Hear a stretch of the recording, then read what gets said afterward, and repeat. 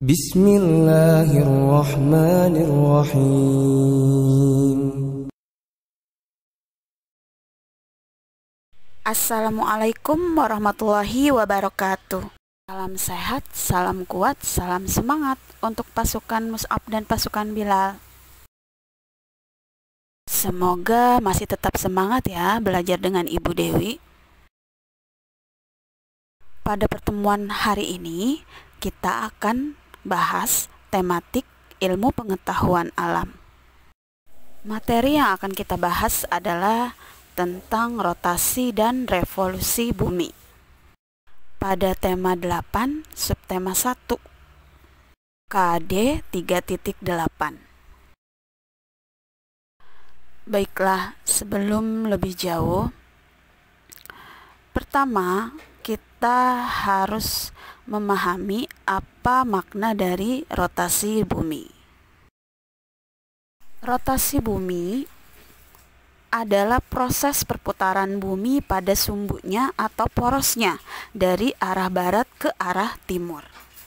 Simak baik-baik ya gambarnya. Pada gambar, bumi berputar dari kutub utara menuju kutub selatan, atau yang tadi sudah dibahas, bumi itu berputar pada porosnya dari arah barat ke arah timur. Lamanya proses bumi berotasi disebut dengan kala rotasi. Dan kala rotasi bumi adalah 23 jam 56 menit 4 detik atau dibulatkan menjadi 24 jam sama dengan 1 hari. Dari proses rotasi bumi ada dampak atau akibat yang kita alami di bumi ini, antara lain terjadinya siang dan malam. Siang hari terjadi ketika posisi bumi menghadap matahari. Sedangkan malam terjadi ketika posisi bumi membelakangi matahari. 2. Gerak semu harian matahari. Seolah-olah matahari terbit dari arah timur dan tenggelam di arah barat. Padahal sejatinya bumi itu berotasi dari arah barat ke arah timur. 3. Perbedaan waktu. Pusat waktu berada di kota Greenwich, Inggris yang terletak pada bujur 0 derajat. Selisih setiap bujurnya ada 15 derajat, maka perbedaan waktu mengalami selisih 1 jam. Sehingga ada istilah GMT, Greenwich Mean Time. Untuk WIB, waktu Indonesia Barat adalah GMT plus 7. WITA adalah GMT plus 6 dan WIT adalah GMT plus 5. Jadi bisa kita simpulkan selisih waktu WIB ke WITA adalah 1 jam. WITA ke WIT 1 jam, sedangkan WIB ke WIT adalah 2 jam. 4. Perbedaan percepatan gravitasi bumi. Rotasi bumi mengakibatkan gerakan yang arahnya menjauhi pusat. Akibatnya, bumi menjadi tidak bulat sempurna. Lihat, ada bentuk tidak baku di kedua kutubnya dan mengembang pada khatulistiwa, sehingga diameter kutub bumi lebih kecil daripada diameter khatulistiwa. Nah, hal ini berakibat pada percepatan gravitasi di daerah kutub lebih besar dibandingkan khatulistiwa. 5. Pembelokan arah arus laut. Sebenarnya, anginlah yang mengakibatkan terjadinya arus laut. Pada belahan bumi selatan, arah arus laut berbelok searah perputaran jarum jam, sedangkan pada belahan bumi bagian utara, arah arus laut berbelok berlawanan dengan arah putaran jarum jam. Gerak pembelokan arah angin dan pembelokan arus laut disebut efek gaya Coriolis, yaitu Gaya semu yang ditimbulkan akibat efek dua gerakan, yaitu gerak rotasi bumi dan gerak benda relatif terhadap bumi. Ada dua pola aliran arus laut, yaitu aliran laminar, lurus beraturan ke arah kanan. Kemudian ada aliran turbulen, dia berupa lekukan tidak teratur. Terjadinya pembelokan arah angin. Angin merupakan hal yang tidak bisa dihindari di bumi. Hal ini karena angin adalah udara yang bergerak. Setiap daerah dengan daerah lainnya mempunyai tekanan dan massa udara yang berbeda. Maka dari itulah keberadaan angin sangat sulit untuk dihindari. Angin yang bergerak lurus tanpa mengalami pembelokan akan membawa sifat yang kurang baik. Dengan adanya rotasi bumi, maka arah angin bisa dibelokkan sehingga tidak hanya satu daerah saja yang dapat terkena angin, namun juga daerah lainnya dapat merasakan adanya angin. Terutama bila angin yang terjadi adalah angin yang bersifat merugikan. Angin yang dibelokkan akan mempunyai tingkat kecepatan yang berkurang, sehingga dapat mengurangi resiko kerusakan yang ada. 7. Terjadinya perbedaan ketebalan atmosfer. Ya, karena rotasi bumi juga berdampak pada ketebalan lapisan atmosfer, sehingga atmosfer yang ada di bumi mempunyai ketebalan yang berbeda-beda di setiap daerahnya. Coba kalian simak lapisan atmosfer pada gambar berikut ini ya. Kita mulai dari lapisan atmosfer bumi yang paling tebal, yaitu eksosfer dengan ketebalan kurang dari 500 km. Pada lapisan ini memiliki kandungan gas rendah, gaya gravitasinya juga lemah. Di bawah eksosfer ada lapisan termosfer dengan ketebalan 85-500 km. Pada lapisan ini memiliki lapisan ionosfer yang berfungsi sebagai penyebaran gelombang radio. Ionosfer berbeda dengan lapisan lainnya. Ia merupakan lapisan yang unik karena posisinya bertumpuk di mesosfer, termosfer, dan eksosfer. Di bawah lapisan termosfer ada lapisan atmosfer bumi paling tengah, yaitu mesosfer dengan ketebalan 50-85 km. Lapisan ini berfungsi mengikis dan membakar benda asing yang akan masuk ke bumi. Di bawah mesosfer ada stratosfer, yaitu lapisan dengan ketebalan 12-50 km yang berfungsi sebagai tempat terbangnya pesawat, serta terdapat ozon yang dapat mengangkat sinar UV. Nah, terakhir ada lapisan atmosfer bumi yang paling tipis, yaitu troposfer dengan ketebalan 0-12 km, di mana troposfer ini berfungsi sebagai tempat terjadinya segala jenis peristiwa cuaca dan iklim. 8. Berfungsinya satelit buatan. Rotasi bumi juga dapat membuat satelit buatan menjadi berfungsi dengan semestinya. Satelit-satelit buatan manusia dibuat dengan tujuan untuk bidang komunikasi dan informasi. Sehingga ketika bumi berputar, maka daerah yang dijangkau satelit bisa berganti-ganti dan satelit bisa menyampaikan informasi kepada berbagai daerah. Berikut beberapa contoh bentuk satelit buatan dari beberapa negara.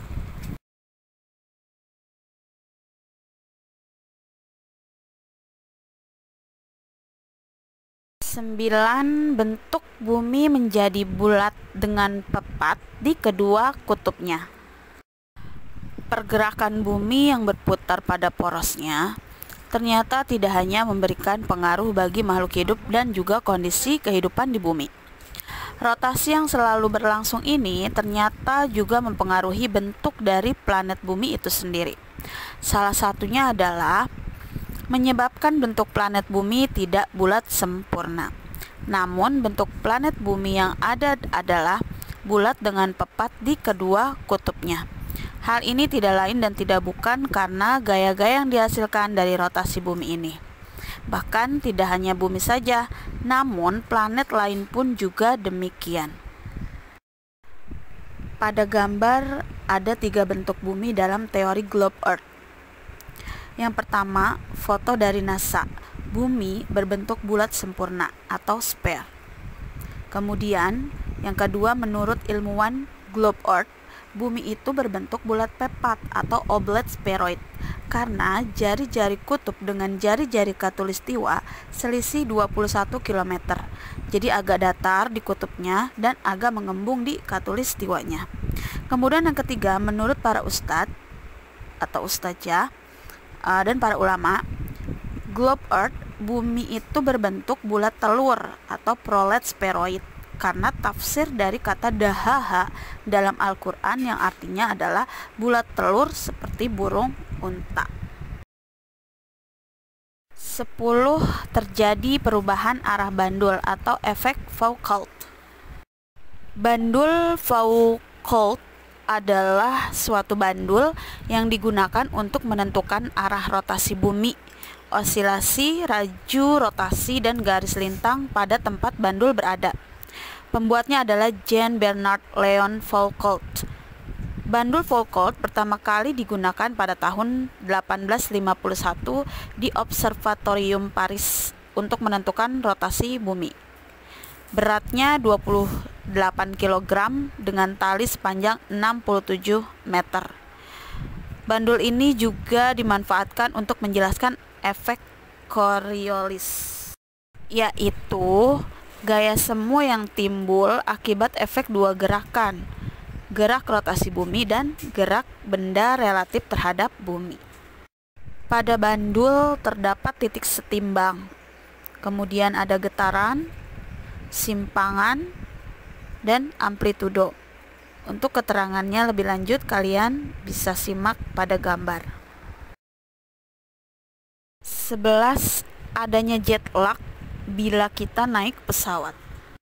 Jet lag maksudnya adalah perasaan kelelahan dan kebingungan setelah perjalanan udara yang panjang sebagai akibat dari ketidakmampuan tubuh dalam menyesuaikan diri dengan zona waktu yang baru, dan dapat juga mengganggu pola tidur seseorang serta membuatnya merasa mengantuk dan lesu atau kurang energi. Ada perbedaan gaya tarik bumi yang dirasakan saat pesawat bergerak searah atau berlawanan dengan arah rotasi bumi. Jika gerak pesawat searah rotasi bumi akan menghasilkan gaya sentrifugal lebih besar, sehingga kesulitan percepatan ke bawahnya lebih kecil. Sedangkan gerak pesawat yang berlawanan arah dengan rotasi bumi akan menghasilkan gaya sentrifugal yang lebih kecil, sehingga kesulitan percepatan ke bawahnya lebih besar. Itulah 11 peristiwa yang terjadi akibat dari perputaran bumi pada porosnya atau rotasi bumi. Pembahasan berikutnya adalah tentang revolusi bumi, yaitu proses peredaran bumi mengelilingi matahari. Diingat kembali ya sebelumnya, untuk rotasi berputar pada porosnya, sedangkan revolusi mengelilingi matahari.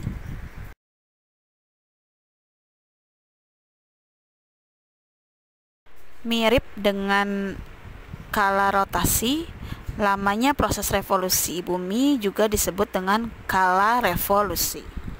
Kala revolusi bumi memerlukan waktu 365/4 hari atau 1 tahun. Berikut ini dampak atau akibat dari revolusi bumi, antara lain 1. Perbedaan lama waktu siang dan malam. Dalam prosesnya, lokasi bumi tidak tetap. Ketika memperhatikan datangnya sinar matahari pada bulan Maret, Juni, September, dan Desember, kemudian akan kelihatan arah datangnya sinar matahari tidaklah tetap. Pada tanggal 21 Maret, matahari berkedudukan di garis lintang 0 derajat khatulistiwa. Pada tanggal 21 Juni, matahari berada di garis balik utara. Pada tanggal 23 September, matahari balik lagi ke khatulistiwa, dan pada tanggal 22 Desember, matahari berada di garis balik selatan. 2. Perubahan rasi bintang. Rasi bintang adalah kumpulan bintang-bintang yang membentuk pola tertentu. Biasanya, yang paling dikenal ialah rasi bintang Biduk, Scorpio, dan Leo. Revolusi inilah yang mengakibatkan bintang-bintang tersebut terlihat berubah-ubah. 3. Gerak semu tahunan matahari. Pergeseran posisi matahari ke arah belahan bumi utara, yaitu tanggal 22 Desember sampai 21 Juni, dan pergeseran posisi matahari dari belahan bumi utara ke belahan bumi selatan 21 Juni sampai 21 Desember, itu disebut dengan gerak semu harian matahari. Nah, gerak revolusi bumi dengan sumbu rotasi yang miring mengakibatkan matahari seolah-olah bergeser. 4. Adanya perubahan musim. Perubahan musim terjadi di belahan bumi utara dan selatan. Musim yang terdapat di bumi antara lain musim semi, panas, gugur, dan dingin. Musim-musim tersebut terjadi pada tanggal tertentu, di antaranya adalah sebagai berikut. Pada tanggal 22 Desember sampai 21 Maret, belahan bumi utara mengalami musim dingin. Belahan bumi selatannya mengalami musim panas. 22 Maret sampai 21 Juni, belahan bumi utara mengalami musim semi, sedangkan belahan bumi selatannya musim gugur. Tanggal 22 Juni sampai 22 September, belahan bumi utara mengalami musim panas, belahan bumi selatannya mengalami musim dingin. Dan pada tanggal 23 September sampai 21 Desember, belahan bumi utara mengalami musim gugur dan belahan bumi selatannya mengalami musim semi. Dan yang kelima, ditetapkannya kalender Masehi. Revolusi bumi menentukan kalender yang biasa kita lihat sehari-hari. Singkat cerita, kalender Masehi bersumber dari Ensiklopedia Britannica, dibuat berdasarkan sistem penanggalan matahari. Sistem ini menggunakan hitungan waktu perputaran bumi terhadap matahari yang disebut dengan revolusi bumi. Kalender Masehi pertama kali digunakan di benua Eropa. Sebelum kalender ini, kalender Julian terlebih dahulu digunakan, yang dibuat oleh Kaisar Julius Caesar. Karena adanya kesalahan perhitungan dalam kalender Julian setelah lama digunakan, maka Paus Gregorius ke-13 membuat sistem penanggalan yang baru. Ya, kalender inilah yang dikenal dengan kalender Gregorian atau kalender Masehi. Nama lain dari kalender Masehi adalah kalender Surya atau kalender Syamsiah. Baik, sampai di sini dulu ya pembahasan materinya. Oke, kita akhiri ya. All say alhamdulillah. Wassalamualaikum warahmatullahi wabarakatuh. Tetap semangat ya pasukan Mus'ab dan pasukan Bilal. Allahu Akbar.